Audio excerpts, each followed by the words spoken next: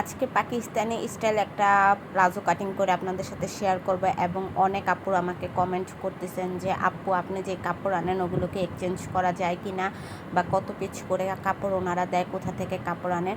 আজকের ভিডিওতে সব কিছু বলে দিব। আশা করি ভিডিওটা সম্পূর্ণ দেখবেন, স্কিপ না করে। অনেক আপুরা আছেন ভিডিও স্কিপ করে করে ভিডিও দেখেন, তারপর আমাকে কমেন্ট করেন। আমি সবার কমেন্টের রিপ্লাই দেই, কিন্তু আসলে আপনারা যদি ফুল ভিডিওটা দেখেন তাহলে আমার মনে হয় না যে আপনাদের কোনো ডাউট থাকতে পারে। আপনারা কমেন্ট করেন, আমার কাছে অনেক ভালো লাগে, আমি বিরক্ত মনে করি না। তারপরেও আশা করব আপনারা ফুল ভিডিওটা দেখবেন।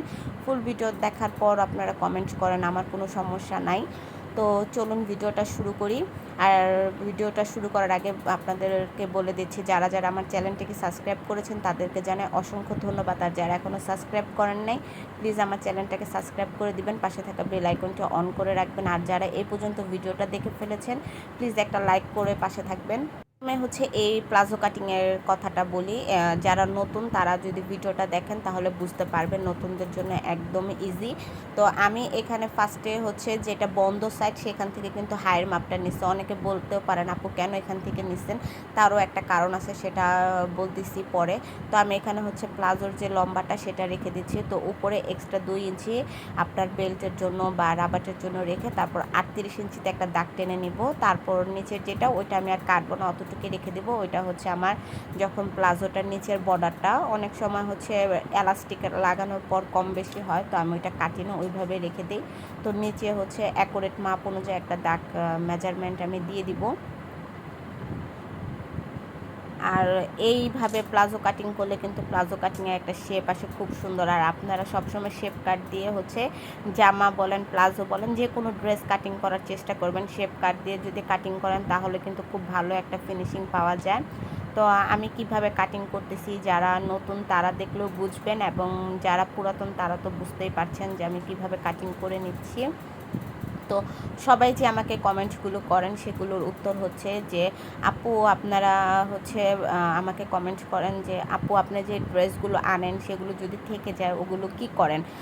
আমার মানে আলহামদুলিল্লাহ ড্রেস তেমন একটা থাকে না, তারপর যদি কখনো 1-2 পিস থেকে থাকে ওগুলো চেঞ্জ করার অপশন থাকে, তো চেঞ্জ করে আনা যায়। ওনাদের এখানে মানে অন্য অন্য দোকানে কতদিন সময় দেয় আমি জানি না, বা আমার জানার মতো 1-2টা দোকানে আপনার 1 মাসের মতো সময় দেয়, যে 1 মাসের মতো চেঞ্জ করার অপশন আছে, কিন্তু ওনাদের এখানে 6 মাস 7 মাসেরও মতো আমার মুহুরিটা ঠিক আছে। তো আমি না হয় আপনার প্রত্যেকটা ড্রেস আবার এখানে আবার এক্সট্রা সেলাইয়ের মার্জিনটা দিয়ে দিব। তো ফেরত দিবে না, আমার সেলাইয়ের মার্জিন। আর আগে যে কয়টা ড্রেস নিয়ে গেছেন বা যে কয় টাকার মাল নিয়ে গেছেন সেই কয় টাকার মাল আপনি আবার টেনে নেবেন, শেপ কাট দিয়ে সমস্যা নাই। আমিও আনি, আমি জানি না তা না, আমার কখনো আপনারা সবাই জানেন থেকে যায়। তো আমার যেটা মনে হয় যে আমার চ্যানেলটা যারা সাবস্ক্রাইব হবে না বা তাদেরকে জানে অসংখ্য ধন্যবাদ। যারা আমার কাছে ভালো লাগছে না তখন আমি চ্যানেলটা সাবস্ক্রাইব করে পাশে থাকা বেল আইকনটা অন করে, যেমন এর আগের বারে আমি আমার দেওয়ার সাথে সাথে আপনারা নোটিফিকেশন পেয়ে যান। আর যারা অলরেডি 40টা 50 তাদেরকে জানে অসংখ্য ধন্যবাদ। করে আনাও আমার জন্য খুব ভালো লাগে, কারণ আমার সবগুলো 3 পিস সেল হয়ে যায়। যেমন এখন ঈদের সময় আমি যে কয়টা 3 পিস নিয়ে আসছি তার মধ্যে আমার কাছে এখন মোটামুটি 9 পিস 3 পিস আছে। তো আমি আশা করতেছি যে ওগুলো আমার সেল হবে। তারপরও যদি আমি এর মধ্যে আবার কাপড় আনতে যাব, যদি কাপড় আনতে যাই তখন আমি দেখি কয়টা চেঞ্জ করে আনা যায়, তো সেই সময় আপনাদের সাথে একটু ভিডিও শেয়ার করব। আর যারা বলতেছেন আপু আমি বিজনেস করতে চাচ্ছি কিন্তু সাহস পাচ্ছি না, কোন পেজ থেকে আনবো, কোথা থেকে আনবো। আসলে আমি যদি কোনো পেজ আপনাদের বলি তো আপনারা মনে করবেন কি যে আমি হয়তো বা পেজে প্রমোট করতেছি বা কিছু না। আপু আমি কোনো মানে পেজের জন্য প্রমোট করি না বা কিছুই না।